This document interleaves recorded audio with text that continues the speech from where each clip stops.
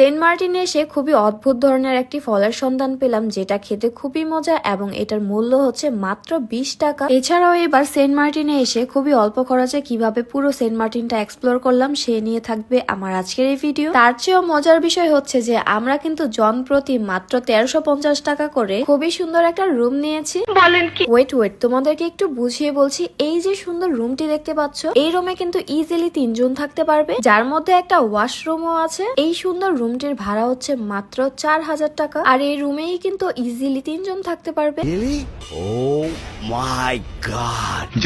তো সেই হিসাবে কিন্তু জন প্রতি রুমের ভাড়া পড়ে মাত্র 1350 টাকা। তো এবার সেন্ট মার্টিনে এসে যে বাজেট ফ্রেন্ডলি রিসোর্টে ছিলাম, সেই রিসোর্টের নাম হচ্ছে হেভেন বিচ রিসোর্ট। আমি কমেন্টে তাদের পেজ লিংক অথবা নাম্বার দিয়ে দেবো তোমাদের জন্য। এছাড়াও খুবই কম খরচে যদি তোমরা সেন্ট মার্টিনটাকে ঘুরতে চাও, সেই ক্ষেত্রে কিন্তু তোমরা চাইলে স্কুটি ভাড়া নিতে পারো। এই স্কুটি ভাড়া কিন্তু ঘন্টায় 500 টাকা। আমরা প্রথমে সবাই কিন্তু মিলে আধা ঘন্টা করে নিয়েছিলাম। তো হাফ আওয়ারের জন্য নিলে কিন্তু এটা 300 টাকা করে রাখা হয়। তবে হাফ আওয়ারের জন্য নিয়ে আমাদের একদমই মন ভরেনি, এই জন্য কিন্তু পরবর্তীতে পুরো 1 ঘন্টার জন্য নিয়েছি।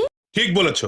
এছাড়াও রাতের বেলা কিন্তু আমরা সবাই মিলে কোরালের বারবিকিউ খেয়েছি। 1 কেজি কোরাল মাছ সেন্ট মার্টিনে কিন্তু 1200 থেকে 1500 টাকা করে সেল করে থাকে। আর এই কোরাল মাছ কিন্তু বারবিকিউ করার জন্য একদম পারফেক্ট। তবে এবার সেন্ট মার্টিনে ভরা পূর্ণিমা থাকার কারণে কিন্তু রাতের বেলা জোয়ারে দোকান পর্যন্ত পানি চলে এসেছে।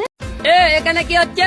সেই সাথে আজকে কিন্তু ঠান্ডা ঠান্ডা বাতাসও বয়ে যাচ্ছিল। তো এরকম ঠান্ডা ঠান্ডা পরিবেশে গরম গরম চা খেয়ে বেশ ভালো লেগেছে। সবশেষে একটাই কথা বলতে চাই, তোমরা যদি বাংলাদেশে থেকে থাকো, তাহলে জীবনটাকে যদি উপভোগ করতে চাও, তাহলে তাড়াতাড়ি করে চলে আসো সেন্ট মার্টিনে। বলেন কি?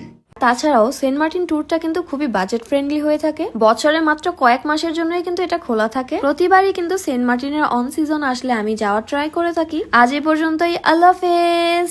मजाक हो रहा है, एक सेकंड यार, मजाक हो रहा है। সমাপ্ত।